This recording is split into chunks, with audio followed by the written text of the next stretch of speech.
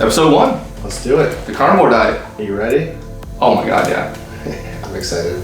This is like probably one of the biggest changes in perspective I've had on anything in the fitness industry in maybe 2 years. Same thing. It blew my mind wide open too. Yeah. I was already kind of going down that path, learning about cholesterol and things like that, and then I got into this. It's like, oh my god, this makes so much sense. Yeah.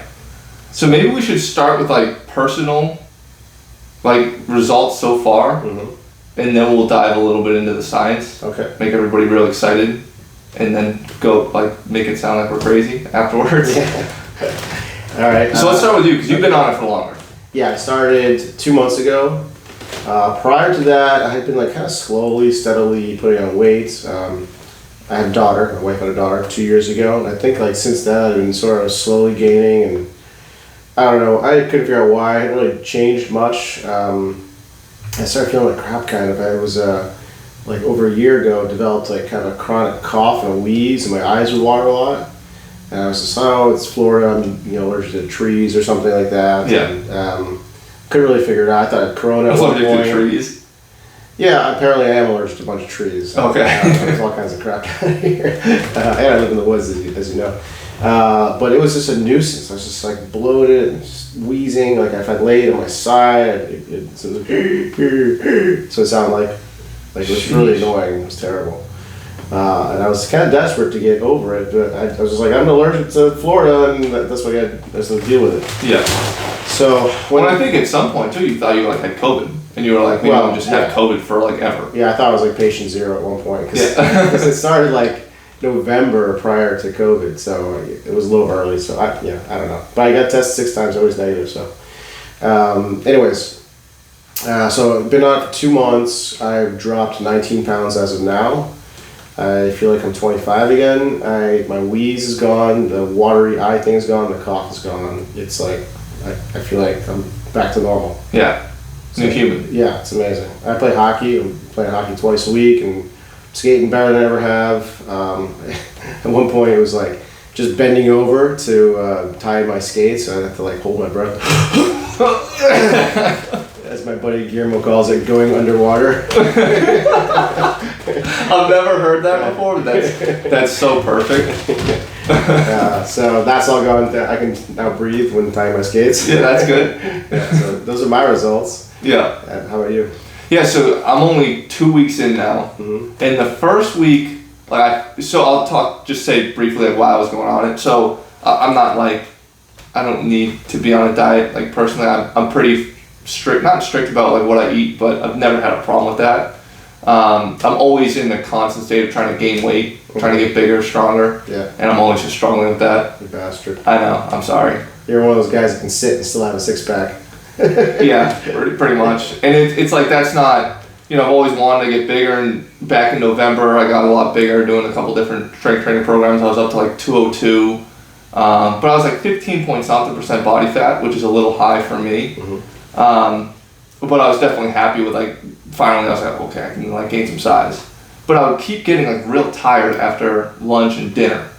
I have lunch at the gym, and then I have clients later that afternoon. I'm like yawning through half of the sessions, and I'm getting like 8 hours of sleep at night. And I'm very disciplined about my sleep. Like, this doesn't make sense. I should have plenty of energy to make it through the day. And I'm eating a high carb diet. Lots of whole grain, whole wheat pasta. As we're told to do. Lots of fruit. A lot of veg in there too. And I'm thinking like, okay, I'm doing everything right. Like, why am I so tired? And so you told me about the carnivore diet, and I've heard about it in the past. Joe Rogan, some other guests that he's had on the podcast. I was like, you know what?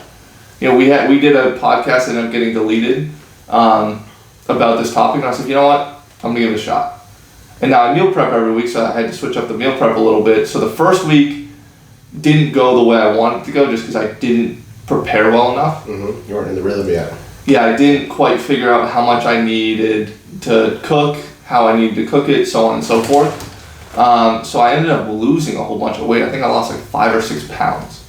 But I dropped like 3% body fat. Yeah. I went from like 191, 192 down to 185, but I was 12.5% body fat, which is the lowest I've ever been. and I started feeling really good. And I was sleeping like a rock at night, and I sleep really well. But then it was like all of a sudden my dreams were crazy vivid. I wake up in the morning like I had 20 hours of sleep, and then throughout the whole day I'm coasting, like it's good. Yeah. Perfectly, like you said, just very neutral energy level. It's like stable energy. It's crazy. Completely stable. And I'm working out a lot. I started a new like strength training program, and I feel good. Now I haven't done any high intensity like, cardiovascular stuff. I'm considering going on a run today, sort of test that out. But feel good in my workouts. No like energy drops, nothing like that. No like I do a set of something, I'm like gassed afterwards. Like I keep going. But after the first week, like I said, I lost about 6-7 pounds, which I was not happy about, but then lost all that body fat. So I was like, okay, that's a good sign. And the next week, this past week, I did my meal prep way better, cooked way more food, was way more prepared and ready to go, made my breakfast like twice the size that they were the previous week. And I'm up 2.5 pounds from the previous week, and I'm still down another 0.5% of body fat. Incredible. Like I put on my shirt this morning, and that's why I ended up doing my weight again. I was like, oh man, it's a little tighter. Yeah. And the shoulders and stuff, there you go. I feel good. So I did I was like, I'm down 0.5% of body fat. I'm at 12.2 right now, which is the lowest I've ever been. How are you measuring? I'm using a BIA. Okay. The little hand. The handheld one? Okay. Yeah. It was pretty accurate. Yeah, and what I usually, just to, a little off topic, but with those things, I use it as a sort of a baseline. Like that's the only thing I've used to track my body fat other than the bod pod once when I was in school.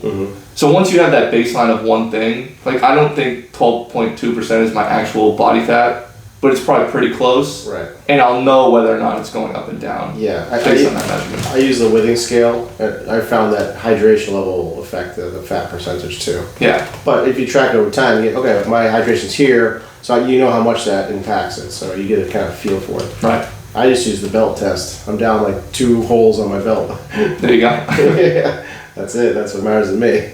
So when it comes to the carnivore diet, let's just talk about like what we eat in a day. Let's go through you first, and then I'll talk briefly about what I've been doing.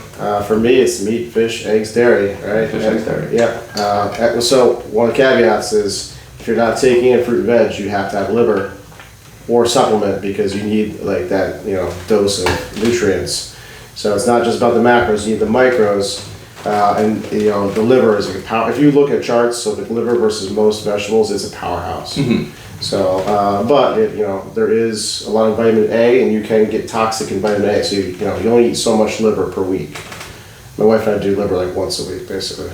I've been doing 2 ounces a day based on some recommendations I've seen. Yeah. I think I got to do some micronutrient calculations and see if that's justified or not. Yeah, I haven't seen the literature on it, but I also take heart and soil supplements, desiccated organs, so I feel like I got all my bases covered. Yeah. I'm eating twice a day, so I do intermittently fast because I'm trying to trip ketosis for even more fat burn too.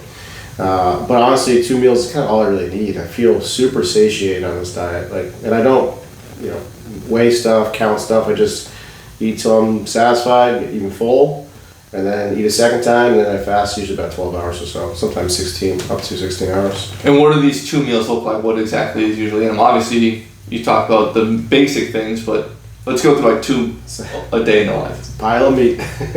So, which has been good because I actually really like to barbecue and I've gotten into smoking. So sometimes I'll like smoke, like I smoked a pork butt a couple weeks ago. It lasted me like a good 4 days and made multiple meals off of that. I got creative with it, threw eggs on top of it and stuff like that.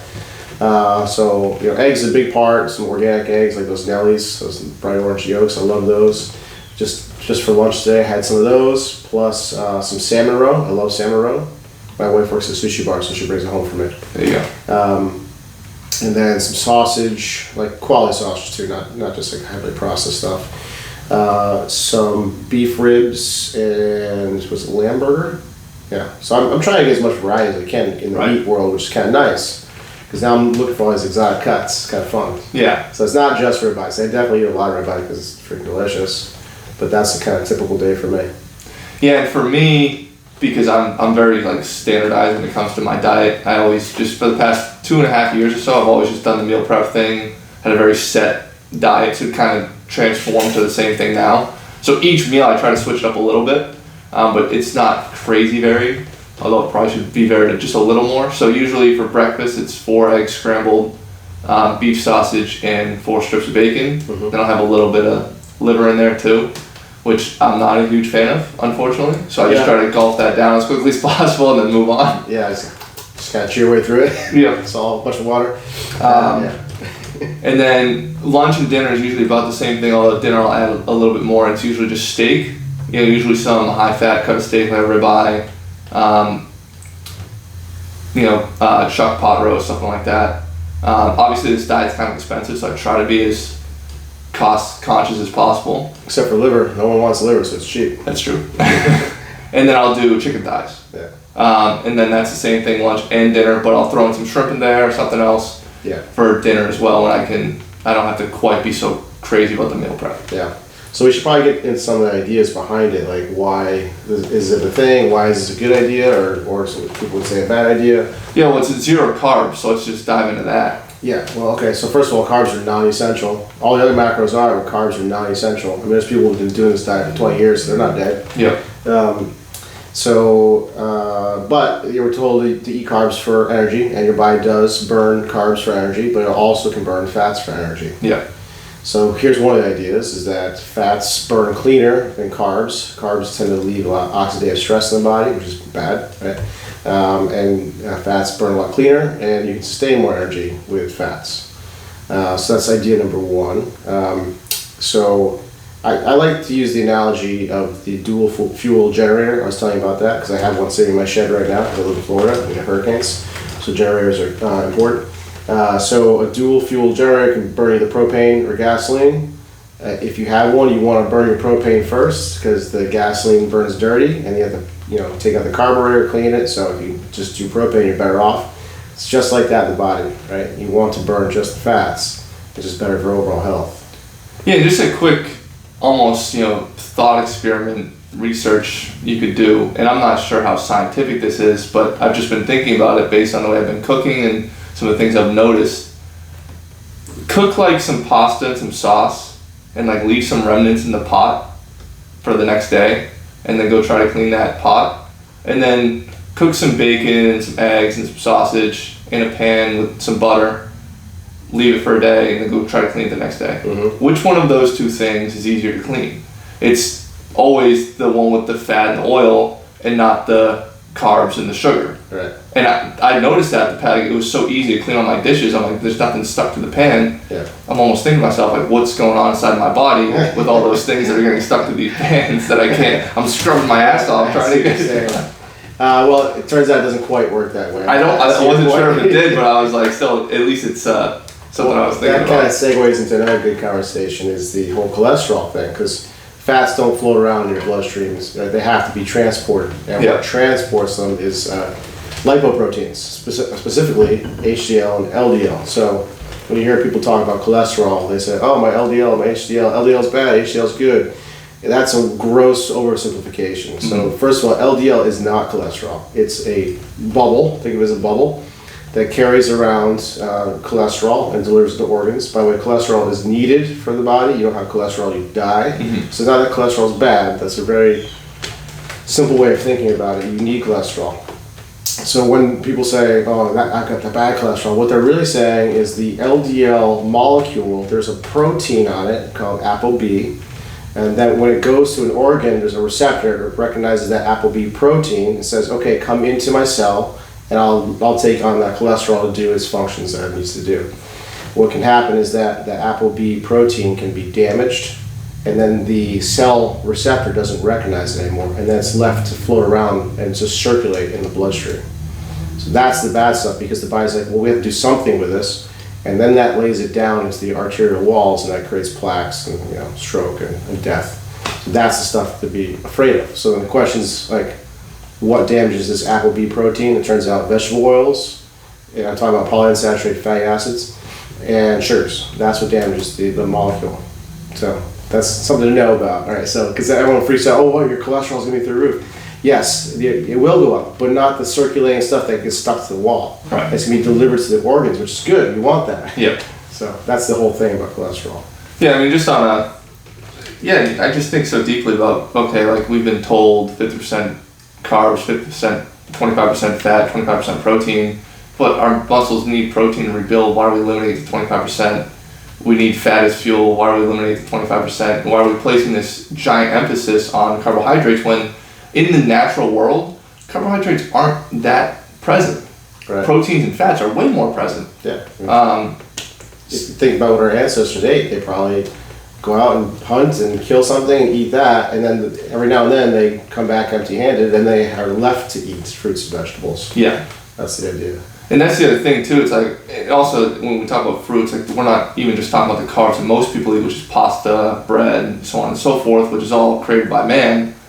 We're talking glucose. Yeah. Right. And we're like, fruits aren't even as existent in the natural world as we can create pasta and rice and bread. Right. So there's something, fudge with these numbers a little bit. You did some research, looked at, there was some payoffs that happened in the research world, in the sugar industry. Oh, yes. So the sugar industry, what did I say, it was the 50s, I think it was? Yeah. Paid, I think it was like 50 grand. It wasn't even that much money to some journal, I think it was New England Journal of Medicine, to say that sugar is not to blame, saturated fat is to blame for all this weight gain and obesity. And if you dig deeper, you can go down a huge rabbit hole with this. There's a guy named Ansel Keys that really pushed that theory. If you're interested in learning more about that, check out Dr. Kate Shanahan. That's her whole sort of diatribe is about that. She's fantastic. We've been basically lied to. That's what I feel. Yeah. And I think we should do a deeper dive into some other things. We're running a little short on time for today, but there's some other things I want to talk about. But one thing I wanted to discuss, which was a concern I had going into this diet, was like cravings. Mm-hmm. I'm a big sweets guy. Love my cookies, love my cake. And I was worried going into this that was going to be an issue for me. Now I know where I'm at now, but from your perspective, has that been an issue? Like you feel like you really need, piece of bread or? I was born hypoglycemic, which is kind of like a precursor to pre-diabetes. So it's like a pre-diabetes. And the recommendation to my parents was to not give me sugar for first 7 years of my life. I didn't have a piece of candy or something like that. So when I first did have any kind of candy, it was like disgusting to me. It was foreign to me. It was like almost bitter. It was so sweet, Yeah. And so to this day, like I can't eat like cake. Oh, it's disgusting. Like icing, that'll like nauseate me. That's crazy. Yeah, which is kind of a good thing, I guess. But so I've never really been into sweets. I guess the only sweet I really like is like dark chocolate. Mm-hmm. Love dark chocolate. Now, what about some things you've had to cut out that you thought might have been a problem? Was there anything on that list, or you kind of went into this, you were like, this is going to work for me? I'm only 2 months in. I'm loving it. I'm not craving anything. I will say we went to a Brazilian steakhouse the other day, and they had this like cauliflower dish that looked pretty good. I was like, oh, I'd like to try that, but it wasn't like, oh my god, I need it. Yeah. So honestly, like people don't like vegetables. The reason kids don't like vegetables, they love bacon, right? Fair enough. Like, my kids don't eat the vegetables. There may be a reason to it. So let's go into that real quick. We got a few minutes left. So I love this idea, that nothing wants to be eaten, right? Animals don't want to be eaten, plants don't want to be eaten, but people animals don't want to be eaten. Yeah, obviously we don't. And so we develop defenses. We develop houses, guns, knives, things like that. Where are you going with this? And animals have developed, ways to attack. They can claw you, bite you, they can run away, right? But plants are stuck in the ground. So over millennia, they've developed chemical defenses. Not all of them, and it's on a spectrum. But you can't just eat any plant. You can't just eat any berry. There's mushrooms that will kill you if you eat them. There was some guy who picked a bunch of mushrooms in his nursing home and killed everybody. Yeah. Just not knowing. So you can't just eat any plant, but you pretty much can eat any animal. So, but there is definitely a spectrum. Some things are more toxic than others. Some things are pretty benign. And I think there's individual differences as well. And for me, it seems like I'm super, super sensitive to anything that's wheat, gluten, heavy starches. Those things really upset me. Mm-hmm. And I think that removing that, I think that's what took care of all this wheezing and coughing. I think it was affecting my lungs. Yeah, and I didn't have too many physical problems on the diet that I was having before, but every once in a while my stomach would get a little uncomfortable, stuff like that. Yeah. Haven't had any problems like that. Yeah. But when it comes to the, have I missed anything as a result of this diet in the past 2 weeks? I know that's not that long of a period of time, but, like I said, I would have my sweets, I'd have that stuff, and I always ate a pretty good diet, so I would allow myself to indulge a little bit. And I thought that was going to be a big issue coming off of this. Let me guess. Not an issue. Not an issue at all. I had a couple Reese's cups like on Sunday. Yeah. But I bought like a dozen donuts just for the gym, just to like just being, I don't know, I just got a coffee. I was like, I'll just get some donuts. Yeah. The employees and the staff and stuff. And end of the day, like I go and I'm like, no, maybe I'll have one. Open up the box, I looked at them, I was like, I'm good. Yeah. Close the box, walk away. Yeah. Well, so you've switched from burning carbs to fats. So you were like a carb burner for so long, right? So and those burn kind of fast. And then you're like, I'm starving. And by the way, that's a symptom. If you get hangry, that's a sign that you are a carb burner and what is termed metabolically inflexible, right? So if you are able to easily switch back from fats to carbs, you're metabolically flexible. If you're not good at that, because people get so carb driven, it's almost like your body forgets how to do ketosis, which is the process of burning fats. Then you get hangry, and that's sort of a bad place to be. In fact, it's really being linked heavily. Especially for your loved ones. Yes, and it's and it's being linked to this metabolic inflexibility to people that don't do so well with COVID, by the way. So, and who's dying a lot? Like obese Americans, diabetic Americans that are, carb drivers. So there's something there. So we're going to continue going down this path. I think there's a few things that need to be discussed further in this, so I think we should do a part 2. I agree. You and I are gonna like buy pretty much a cow together, like a butchered cow. Yep. Grass fed. Looking forward to it. And see how that goes, see if we can cut some costs and have that sort of conversation. I think there's things I need to do in my training to sort of test this diet a little further so I can give people a broader perspective on how things are going. I think I need to see if I can continue to gain weight and get stronger as well. And it'll be interesting to see how your progress continues with that. So I think there's definitely more of a conversation here to have, and we should probably do a part 2 on this as well. Yeah, maybe we should check in a few months from now. Yeah. And see where our results stand. Yeah, because I'm going to continue on. I don't see a reason to stop. Yeah, this might be my new diet. I love it. It's crazy.